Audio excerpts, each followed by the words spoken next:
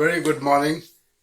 Today we are going to continue with the exercise on page number 185, and before we have done box and whisker plot and histogram for ungrouped data.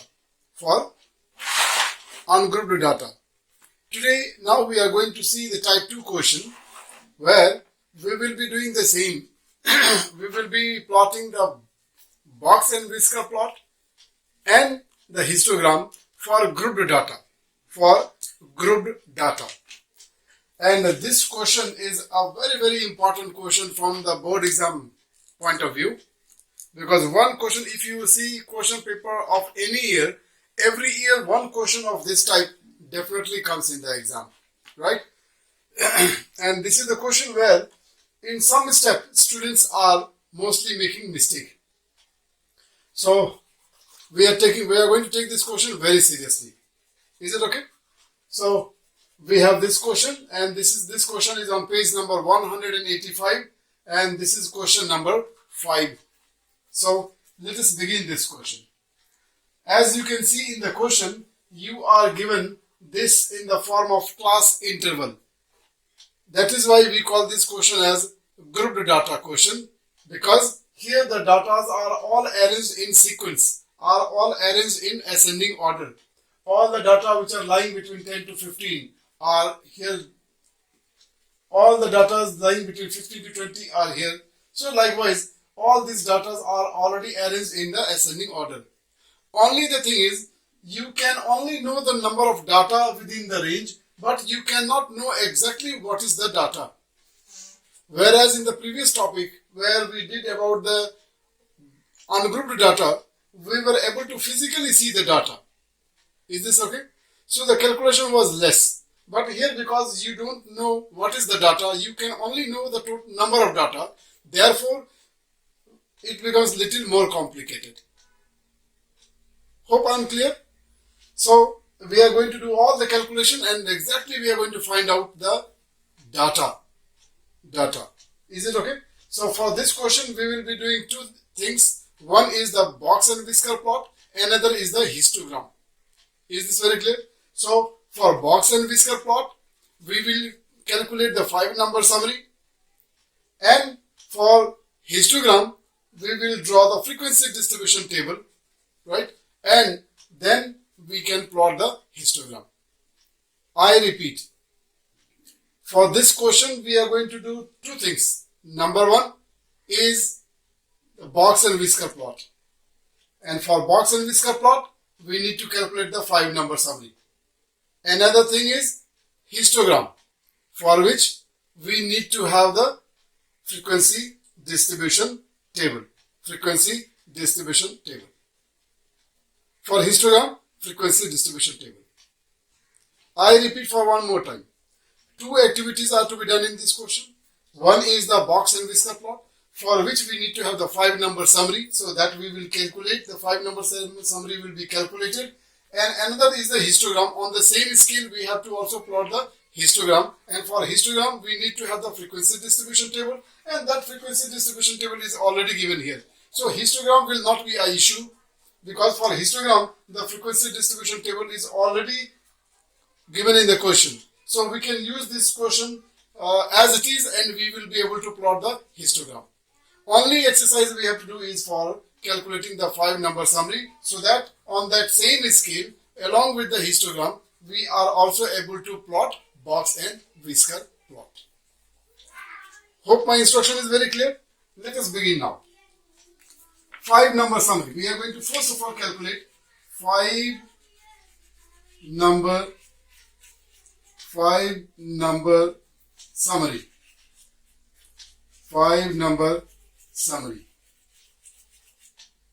And by now you exactly know that what are the 5 numbers in this 5-number summary, right? The first one is the lower limit.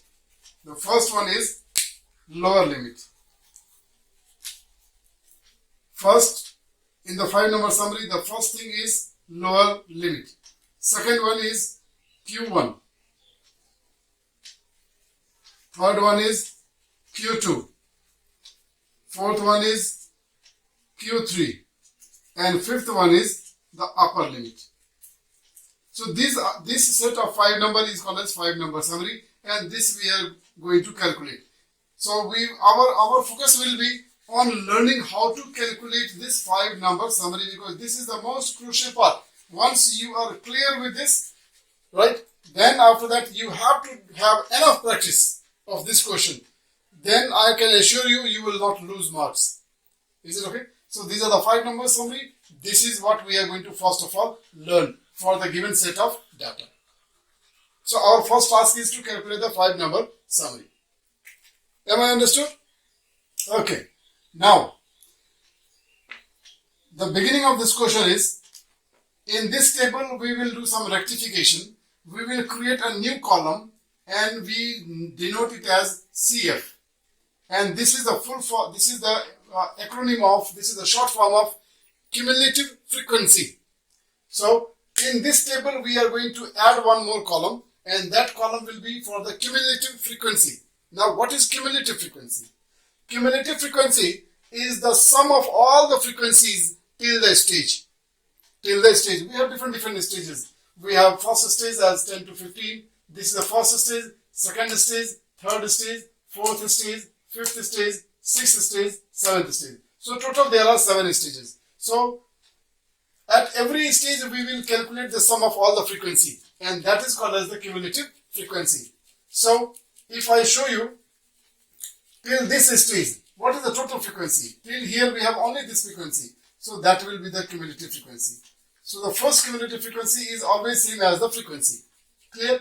Next one is, now till this stage what is the total frequency? Till this stage the total frequency is 2 plus 12, right? So either you can add it this way or maybe you can add it diagonally. Better if you can add diagonally, because later on it will be easy for you. So 2 plus 12 is 14. So till this stage, you can see the marker pen, the red color marker pen. I am showing you the stage. So till this stage, the total frequency is 14. So this becomes the cumulative frequency till this stage. Now likewise here, 14 plus 23. This can be added. This we added, right? So 23 plus 14 becomes 37. Is this okay? Now till this stage, we can add these two and we can negate. So this becomes 134. Now till this stage, you again add this diagonal and then you get the answer 174. Then you can add these two and then you can get 212. The cumulative frequency till this stage is 212. And finally till the last stage, this is 220. So our cumulative frequency task is completed. Cumulative frequency is completed. Is this okay? Almost the similar thing we did in the ungrouped data also. In ungrouped data, first of all, we arranged the data in the ascending order and then finally we counted the total number of data, right? But there was a difference. After you calculated the total number of data, you were thinking about the odd number and the even number. And accordingly, you were getting the position. For odd number of data, you were getting 1 position. For even number of data, you were getting 2 position, right? But here, it will not happen such. Whether you have total number of data odd in number or you have even in number, the process will be same. Is this okay? Now we are going to begin. After the cumulative frequency is completed, now we are going to begin this 5 number summary. 5 number summary. Okay, so now let us start. The lower limit is always the lower limit of the first class interval. Lower limit of the first class interval will be the value of your lower limit. And the lower limit of the first class interval is 10. Therefore, the lower limit will become your 10. This is very simple, no calculation. And then upper limit now. Upper limit is always 1 less than the upper limit of the last class interval. Right? 1 less than upper limit of the last class interval. This is the last class interval. And here the upper limit is 45. So 1 less than that upper limit will be your upper limit. So this is 44. 44. Is this very clear?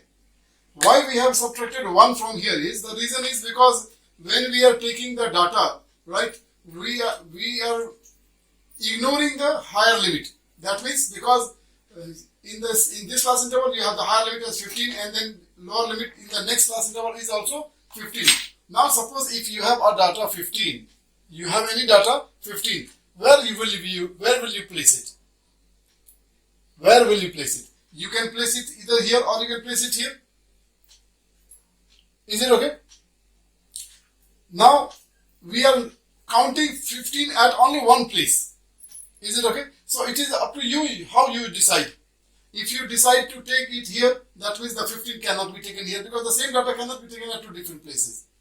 So we have decided, with this understanding, we have decided that upper limit will be exempted. And that is why we are exempting, we are subtracting 1 from the upper limit to get the upper limit. Am I very clear? So we got the lower limit and the upper limit very easily. Now we have to start working for Q1, Q2 and Q3. Right? Now this is the critical part. This is the critical part. Again and again I am repeating. Not difficult, but students make mistake, careless mistake. So when I teach you this part, please be very, very mindful, very attentive. Right? Let us see now. How do you calculate Q1, Q2 and Q3? And you know that when you are calculating this Q1, Q2 and Q3, the first priority is always given to Q2. So first of all, we are going to calculate Q2. Right? Now, for Q2, first of all, directly we cannot find out Q2. We will first of all find out the positions of all this. Okay, one by one. First, we will find the position of Q2. After finding the position of Q2, then we will do the calculation. And we will calculate Q2. That is the median. Q1 is called as the lower quartile.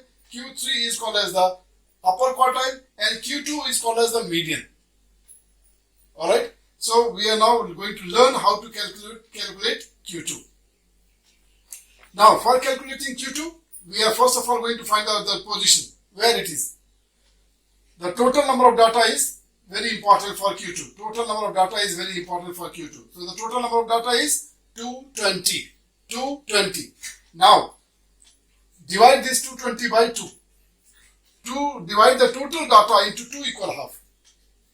Is it okay? Once we have divided this total number of data into 2 equal half, the purpose of calculating Q1, Q2 and Q3, half work is already done. Is it okay?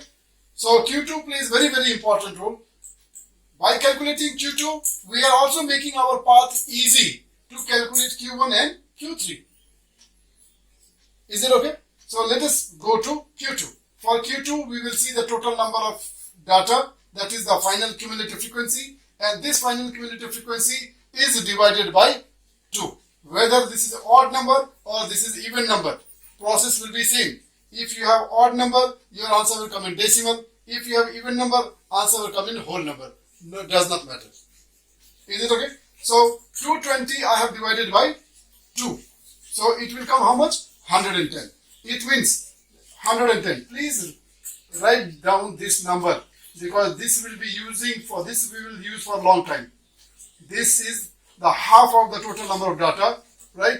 And this is going to help us to find out Q1, Q2, Q3. So I will show you how does this help to find the value of Q1, Q2 and Q3. Is this very clear? So you have divided the data by 2 and you got the portion as Q1. You have portion for Q2. Portion for Q2. So your Q2 position is 110th. 110th. Is this very clear? 110th. Now, where is this data? Let us start searching it. Is our data here? No. Here we have only first two data, and the position of our Q2 is 110th. So our data is not in this lot. Come to this lot. Is our Q2 here? No. Is our Q2 here? No, because here we have only first 37 data, and the position of our Q2 is 110th. Then we come to the next. Is our Q2 here? Yes. Our Q2 is hidden somewhere here in this lot, because here we have taken first 134 data, and the position of our Q2 is only 110. That means definitely our data is hidden somewhere here. Is this okay? So we got the first location. We got the first clue. And let us underline this whole row. Is it okay? because this rule is going to be a very, very important rule now. So our data, now we got the first location. We got the first location that our Q2 position is somewhere here, is hidden somewhere in this lot. Clear? So as soon as you get the first location, immediately you will subtract the previous cumulative frequency from your 110, from your this position. Is it okay? So when you subtract the previous cumulative frequency from this 110, 37, it comes 10 minus 7 gone 3 and 10 minus 3 gone 7. So the position of your Q2 we calculated roughly and it is 73. Is this okay? What you did is after getting the position, you have searched it and then you came to know that your Q2 is hidden somewhere in this lot, right? Is somewhere here in this row. Okay, so by using this row only we will be calculating Q2, and therefore immediately we have separated the previous cumulative frequency from this 110 and we got the position, actual position of your Q2, actual position of your Q2. That means out of this, now come to the corresponding frequency. Out of this many data, the position of your Q2 is 73rd. So now we can go for calculation. So for calculation, we will take the lower limit of this class interval. We will take the lower limit of the respective class, corresponding class interval, and the lower limit of the corresponding class interval is 25. Plus, now the position you calculated was the 73rd position from this many data. So we will write here 73 divided by the frequency of that row. Clear? Into the width of the class interval. That is the difference between the lower limit is called as the width. So this is 5. That's all. Now we will calculate and then we will get the actual value of Q2. This gives you your median. Hope I could make somehow clear. Okay. Now we are moving on to Q1. I told you in the beginning when you divided this 220 by 2 to get the position for Q2, that figure will become very important for you to calculate Q1 and Q3. Isn't it? So see how we are going to use it. By dividing this by 2, actually you have divided the data into 2 equal half, right? And now we know that in each half we have 110 data. We have 110 data in the first half and 110 data in the second half.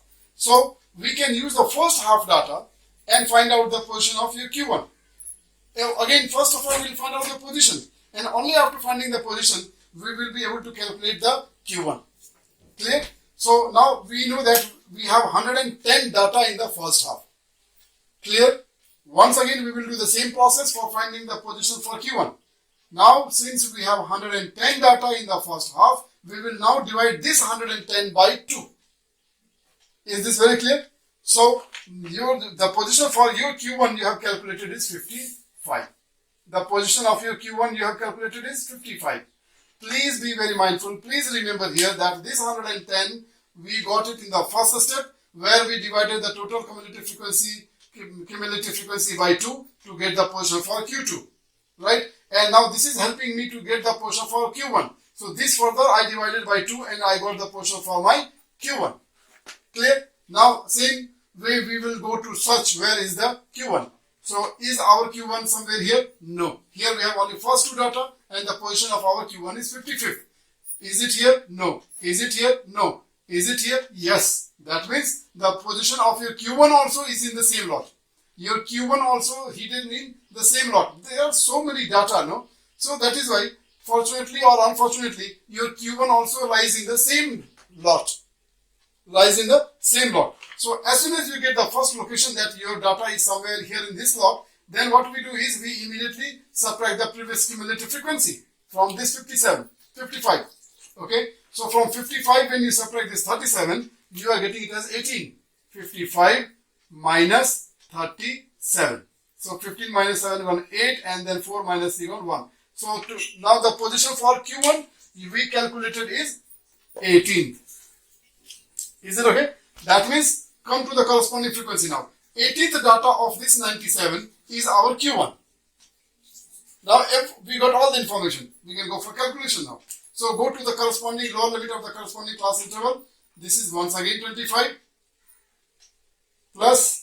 18th position of 97 into the width, that is 5. This will give us Q1. Is it okay? Now finally we are moving on to Q3. Now for Q1 we will take help of Q1 also. For Q3 we will take help of Q1. For Q1 you calculated the portion to be 55. Now this Q3 is little critical, little more painful, okay, little more different. So extra vigilant, be extra vigilant, right, for while calculating Q3. So because there is one thing which we are going to do additional, and what that additional thing is what? You know the portion for your Q1 you calculated was 55, right? Obviously the portion for Q3 also will be 55 only. Am I very clear? But when you are calculating the position for Q3, after you have calculated the position, then you have to add the number of data in the first half to this one. Because the position of Q3, once again we are going to calculate from the beginning only. Am I very clear? That is why once you have calculated the portion of Q1, right, this we use for calculating the portion of Q2, and this we use to calculate the portion for Q1, right? And for finding the portion of Q3, we will add the two positions. That means the position of your Q3 is 165. What? 165. And now we can start searching. Once again, we can go back to the same process. 165, 65th is the position of our Q3. So we'll start searching. It is here in this lot, right? Up to here we have only first 134 data, and the position of our Q3 is 165. Therefore, our data is somewhere in this lot. So this also I will underline. So this another one is only for Q3. From the above one, we have calculated Q1 and Q2, and from the next one, we are going to get the value of your Q3. So 60. This is 165 is the position. Is this very clear? 165 is the portion of your Q3. And what I told you is, as soon as you get the position, you immediately subtract the previous cumulative frequency. So from that 165, you will subtract the previous cumulative frequency 134. And therefore, the position for your Q3 you are getting as 31. 31.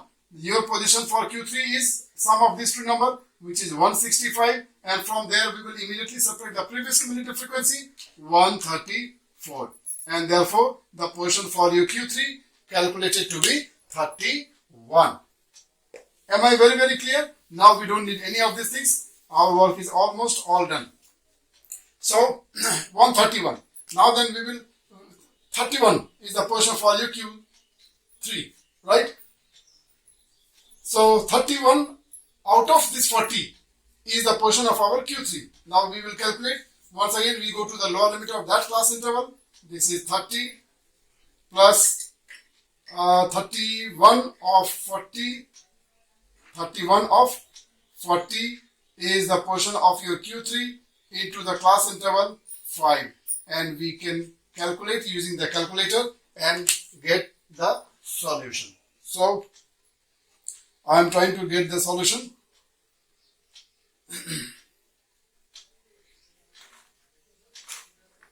Okay, 90 divided by 97 is coming 0.927. We will write the answer up to 2 places of decimal and then plus 25. So it becomes 25.93, round figure. Okay. Now next one. Next one is now 73 into 5 divided by 97. Divided by 97. So this comes 3.76 plus 25. So it becomes 28.76. Clear? You can write this answer up to 1 place of decimal also. No problem. Next one is now this 31 into 5, right? Divided by 40. Divided by 40. It is coming 3.875 and plus 30. So it is coming 33.89. Is this okay? All the calculation is done. All the calculation is done. Hope I could make you clear. Because this is only the main part, complicated part or difficult part. After this, now we are going to plot this box and whisker plot for this 5-number summary, and for the given frequency distribution table, we are going to plot the histogram. So these two things we will do together. Let me draw the coordinate. Thank you. You have already seen all the calculation now. This part video you can view again and again so that your doubt gets clear. If still you have doubt, you will ask me question through WhatsApp group. Now I have made the coordinate ready for plotting the histogram. So first of all, I am going to plot the histogram for the given frequency distribution table, right? So let us start. The height of the first will be 2, which is very less than half, because we are taking along y-axis, we are taking 1 unit as equal to 10. Then next one is 12, so which will be little bit more than this. Let me mark first of all. After that we will draw the columns. Then next one is 23.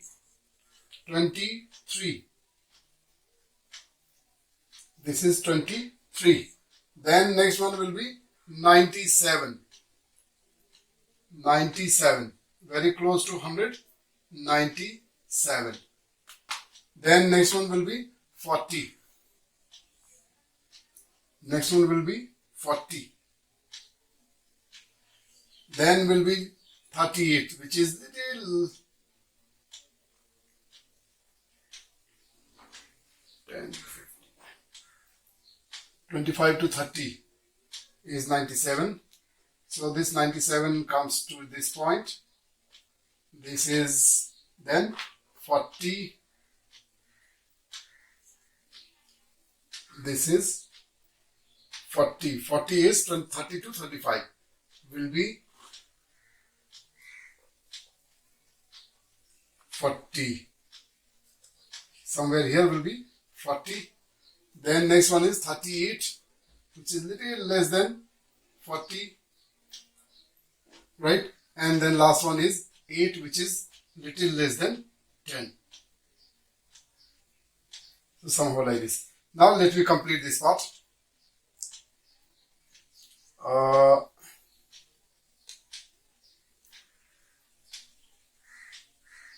I am drawing this column with the red color so that it will be more clear to you.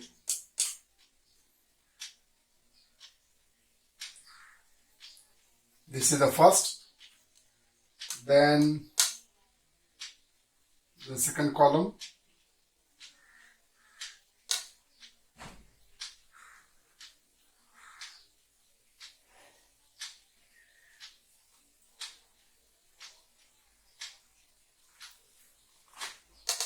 Then next,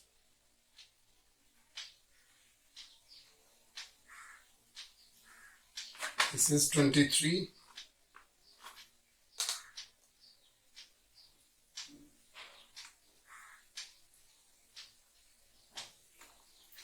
It will be little less than this, 23. Next one is 97. 97.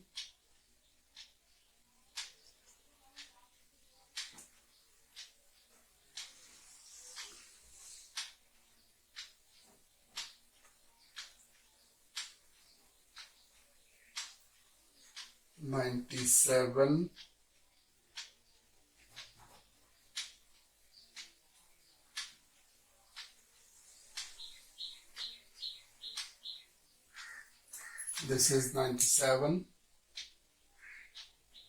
Next one is 40.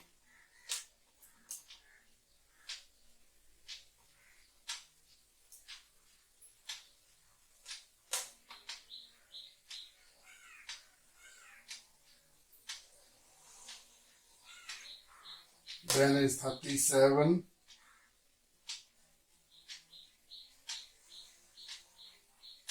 And the last one is 8.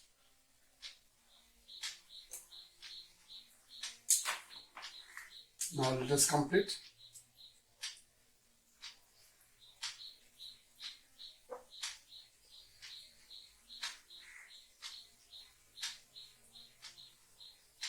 So this way your histogram is completed, right? Histogram is completed. Now last one is the box and whisker plot. So this box and whisker plot, now we will mark all the 5 points. So 10, it will come exactly here, 10, then is 25.93. 25.93 will be very, very close to 25, this point. After I complete the box, then this point can be more clear to you. 28.76 means 28.8, so it will be close to 30. Next one is 33.89, this is 33.9. 33.9 is little bit more than half of 30 and 35. And last one is 44. So 44. After all the 5 points are marked, we can now use the 3 middle center points to complete the box. Is it alright? And then draw the 3 vertical line to represent Q1, Q2 and Q3, and then finally join it to the end points, which is called as the whisker. So this way your question is completed. We are done with the histogram and the box and whisker plot. Similar one more question we have in the exercise. After viewing this, after watching this video, you can try that next question. Okay. With this, we are ending the session here. Thank you so much. Keep enjoying maths, keep learning maths, and take care. Stay at home. Thank you so much.